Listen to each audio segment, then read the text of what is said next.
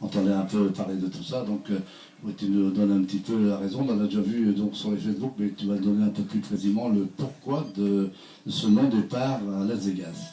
Je voudrais remettre un petit peu les choses du moins en place. C'est-à-dire qu'avec les Vagabonds, j'avais eu un contrat, une proposition de contrat. Après le 8 septembre 2012, non 2013, non 2012, excusez-moi.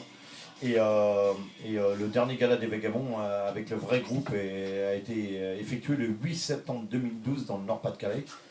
Et voilà, j'ai pas voulu faire ce contrat parce que c'était un contrat où on devait chanter tous les jours et 2 fois par jour dans un casino de Las Vegas.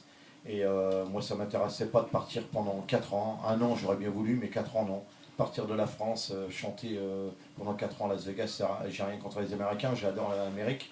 Mais ce que je voulais dire, c'est que mon but à moi, c'est plutôt de chanter aussi pour le pays qui m'a conçu et qui m'a fait, c'est-à-dire la France, quoi.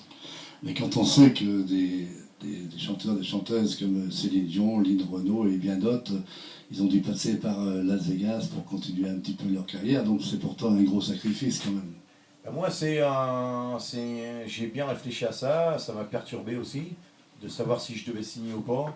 Mais moi, j'ai besoin d'avoir le temps de pouvoir dire oui ou non quand je fais un spectacle, c'est-à-dire j'ai besoin d'être motivé. Et là, en étant 4 ans de suite, en chantant 2 fois par jour, je pense que je ne serais plus motivé car je serais comme une personne qui travaillerait du matin au soir sans penser que je dois pouvoir le faire de moi-même. Parce que j'aime me réfléchir, j'aime prendre mon temps et vouloir chanter. La passion que j'ai depuis 23 ans, c'est la passion du rock'n'roll. Et moi, c'est ma vie.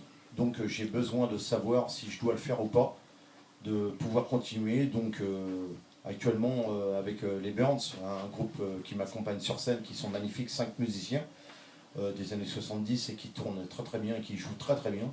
Je prends plus mon pied que de jouer tous les jours comme si j'étais un peu un pion. Je ne suis pas un pion, je suis un chanteur qui chante quand il a envie. Et c'est pour ça que quand je suis sur une scène, je me défonce pour le public et pour ceux qui m'engagent.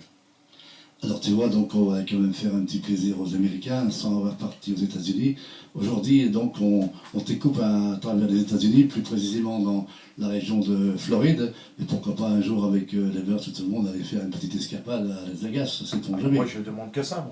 Ça serait un plaisir de pouvoir chanter. En plus, tu sais très bien, Jackie, que ça tombe très très bien les rocs les plus terribles de Johnny. Parce que Johnny est très très très très connu, quoi. Surtout chez nous.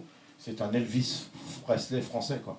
Donc on pourrait peut-être envisager de partir là-bas avec l'orchestre et pouvoir faire plein plein de galas. Et je pense que les Américains aimeraient bien qu'on chante aussi en français et pouvoir interpréter les grands rock que Johnny avait fait dans les années 1965, c'est-à-dire Johnny B. Good, Carole, Rien que 8 jours, La fille de l'été dernier, Elle est terrible, et puis bien sûr Tes tendres années.